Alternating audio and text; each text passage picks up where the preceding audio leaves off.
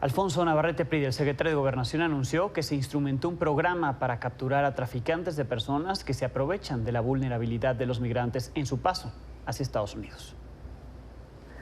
La trata de personas es un fenómeno que involucra a la delincuencia organizada transnacional. Por ello, México ha llevado a cabo acciones para reforzar la lucha contra la trata de personas a nivel nacional y a nivel regional. Específicamente, de acuerdo con la Ley de Migración y la Ley General en materia de trata de personas, y con el apoyo de la Organización Internacional para las Migraciones de las Naciones Unidas, el Instituto Nacional de Migración desarrolló e implementa el protocolo para la detección, identificación y atención de personas migrantes víctimas o posibles víctimas de trata de personas en México. Me acompaña Alexandra Zapata para hablar de estos temas relacionados con la migración. Ale, ¿cómo estás? ¿Cómo estás, Alejandro? Buenas noches. Buenas noches. Pues la pasan mal los mexicanos allá y le están pasando también muy mal los niños menores de edad que están separados de sus familias. Todavía hay 711 niños migrantes separados de sus familias. Contábamos ahorita lo que pasó en un centro de reclusión ahí en el estado de Texas, donde les administraban estos medicamentos para calmarlos.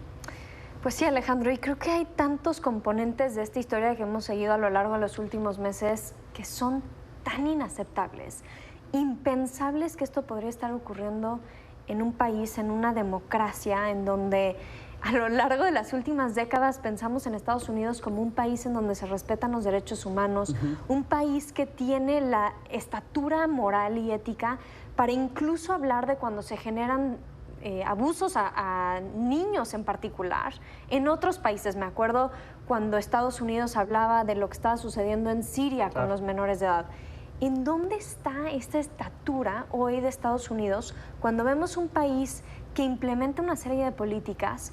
Hoy sabemos también, dada la información que ha salido en las últimas horas y días, que el presidente Trump tenía la información por parte de su propio gobierno de las consecuencias que se iban a dar a raíz de este programa, en particular a niños, y aún así decidió implementar el programa. Entonces, un presidente que sabe que van a haber afectaciones a derechos humanos básicos, daño emocional irreparable en niños, y aún así dice, sigamos con este programa. Como tú bien dices, hay cientos de niños que no están todavía con sus familias.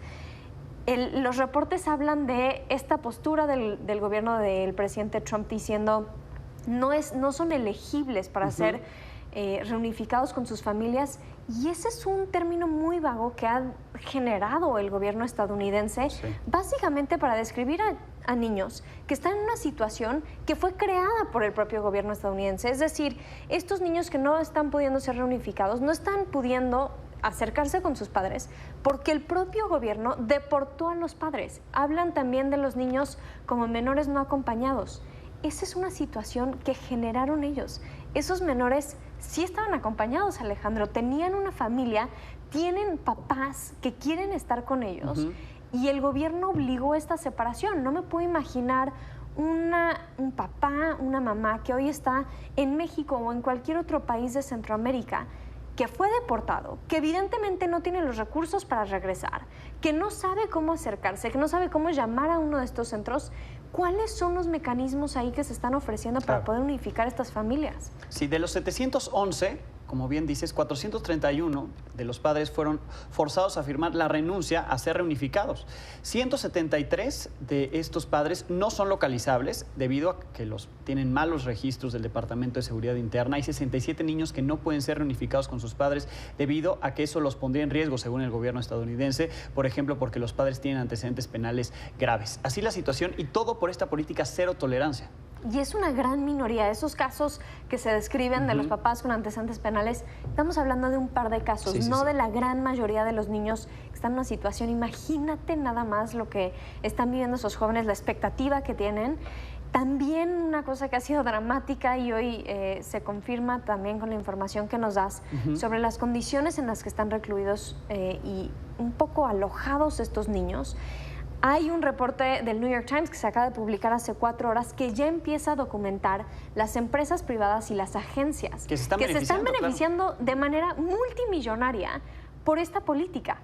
el gobierno federal haciendo transferencias, un centro en particular, solo uno, llamado Centro Cayunga, en donde ya el gobierno federal de Estados Unidos le pidió incrementar su capacidad a 900 niños. Esto quiere decir que no tienen una intención de que las cifras bajen o que se mantengan en las cifras que tenemos hoy.